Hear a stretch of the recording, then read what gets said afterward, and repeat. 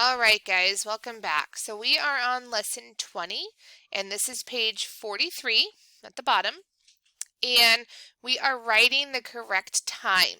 Now, it's really common. So we've already done when the minute hand is pointing to the 12, right? When the minute hand is pointing to the 12, we know that it's just a 0, 0, and it's a o'clock, right? So if the hour hand is pointing to the 7, then it's 7 o'clock, right? So that's pretty simple. Now we're going to try a new one today, and instead of the hour hand pointing to the 0, this time the hour hand points to the 6. And when the hour hand points to the 6, it's been half an hour, okay? And different ways we say that is it's half past a certain time, or we say ... 30. So we might say 5:30, 10:30, right? Or we say half past 6, half past 5.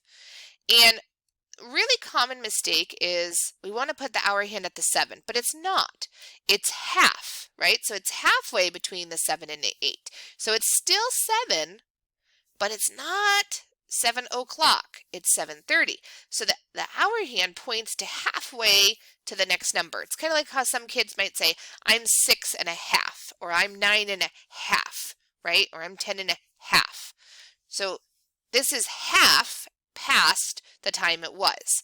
So if we look at this first one, it's half past the 7, okay? So it's halfway to the 8, but it's still 7, right? You're not 8 until you're 8. You're still 7, even, oops, let me fix this real quick.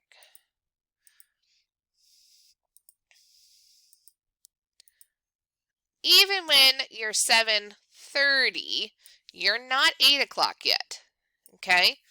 So this one, it's not quite to the 2 yet, but we already know the minute hand is pointing to the 30. We know that much. The minute hand is pointing to the 30, and this hour hand hasn't made it to the 2 yet, so it's still at the 1. Okay, so this one over here, it's half past the 5, but not quite to 6 yet.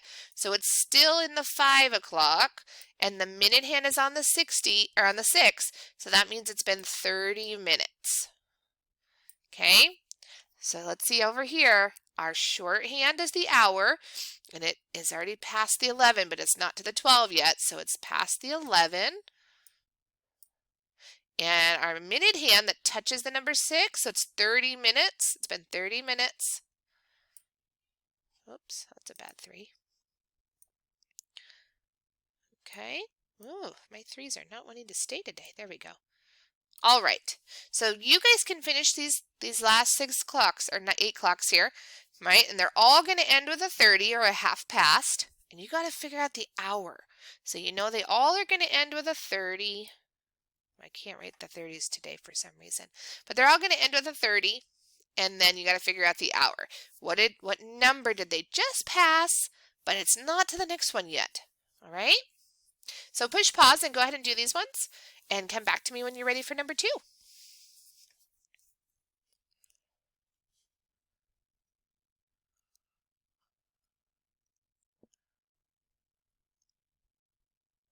All right, so if you're back with me, that means you're all done. You have all your times filled in here, okay? And you're down here with the 6s. And this is the before and after by 6, right? So we're going to subtract 6 when we go this way.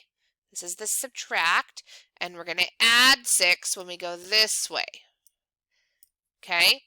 And the only way to do this is to subtract 6 or add 6. Okay, we're not going to shortcut it. So we got to get our hundreds chart out, take 6 away, and then add 6.